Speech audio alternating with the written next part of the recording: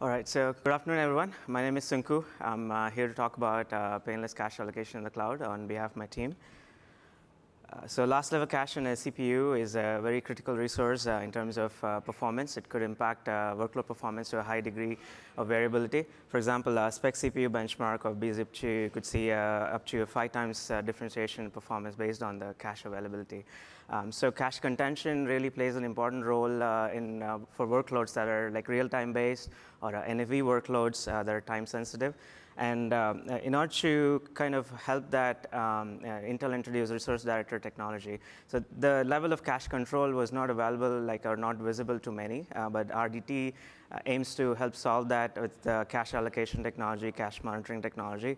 The idea is it provides a set of hardware infrastructure to control cache, allocate it or monitor it per process level or a per core level.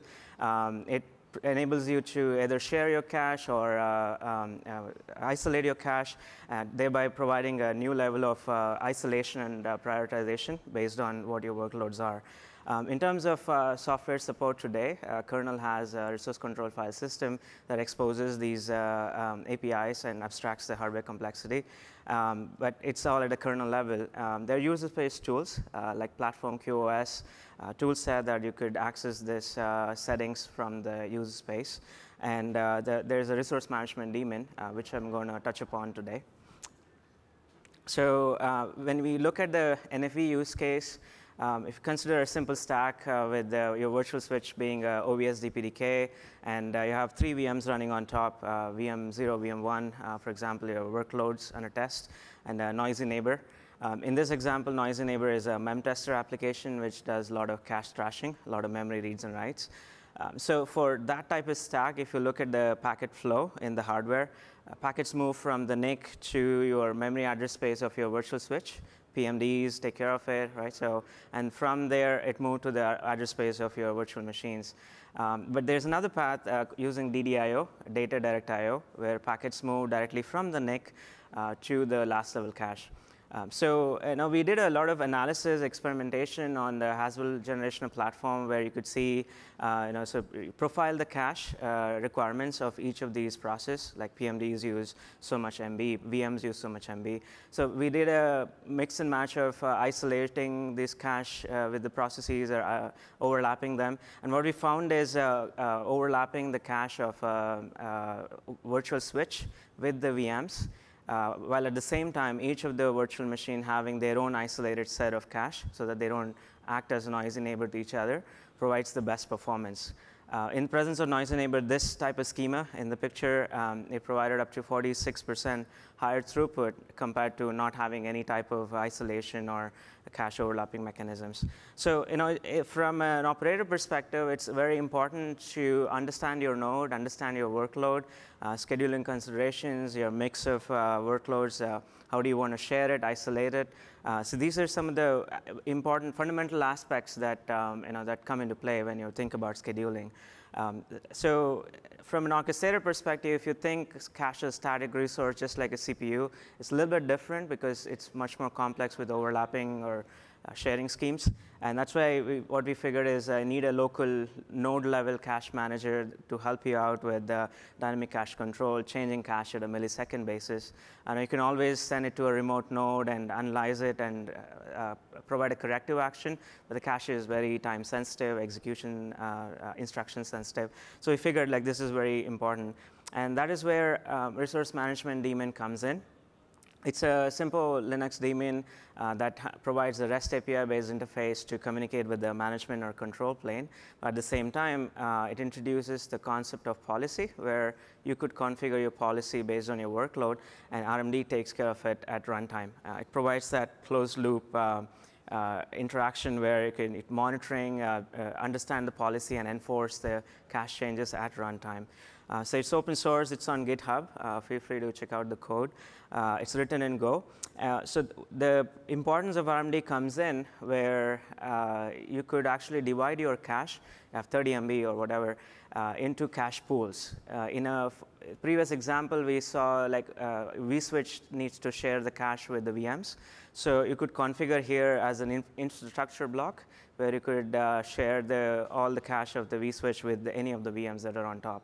Right? So you could isolate the OS cache just so that it has enough. Right? So all these type of policies. And other thing is you could set a quality of service for your VM's cache by dividing into guaranteed or burstable block. What that means is you say guaranteed 10 MB, you get 10 MB of cache for your process. Or when you say it's a burstable block, so I'm not so sensitive about cache, so I'm okay to have flexibility, then you can mention I want minimum of 5 MB, a maximum of 10 MB. So at runtime, RMD could scale the cache based on the availability, anywhere between 5 to 10. Right? So the higher the cache, obviously, the better the performance when it's memory intensive. Right? Or if your workload is not cache sensitive, you could divide into best effort block, where you put into common pool and you get the cache based on whatever is available, whatever is running on the platform. So this level and degree of customization is very important from an orchestrator perspective. That's what RMD aims to provide. So in terms of implementation, what we found was there are two approaches going on, like one with RMD, one with libvirt. Libvirt today takes care of a lot of these resource interactions. But again, the difference here, though, is with respect to libvirt, you would be thinking in terms of CPUs versus memory versus cache. So it's a static one-time configuration of how much cache you would want. Right? So you're using cache as a resource. It's a one-time configuration. RMD here is the idea is provides you dynamic runtime control. You can scale or retract amount of cache for your workload. And the technology requires a little bit of understanding of hardware bitmask if you want to enforce the cache associations to a process. If you go with the complex sharing policies, libvirt, you need to understand some of these hardware limitations and understand the bitmask. RMD tries to hide that for you, takes care of just a REST call, takes care of the underlying complexity for you, and introduces the cache policies, like how you want to share and divide your cache, isolated versus overlapping all these schemas. And other case is hyperconvergence. You have Ceph and all these involved. Out of the box, you could configure your cache to be high performant for your nature of workload. And RMD provides the short time frame resource control in terms of milliseconds to less than a second type resource control. And also low-level resource control. libvirt, you look at a VM level. Here, you could look at a process level. Process can be container, your VM, or any process running on your bare metal. So that's the differentiation or the help that RMD provides. The idea goes complementary to libvirt. We're not trying to replace libvirt, but assist libvirt in better handling and managing the last level cache. With respect to OpenStack, we recently submitted a blueprint. The idea is in the flavor policy, you could actually mention, instead of a static value, a minimum value and a maximum value. So based on the min-max, RMD could put into either of the buckets, so guaranteed, burstable, best effort. So the flavor spec is sent down to Nova Compute, and Nova Compute in turn talks to RMD, providing these values. And based on the min-max values, RMD could schedule it for you.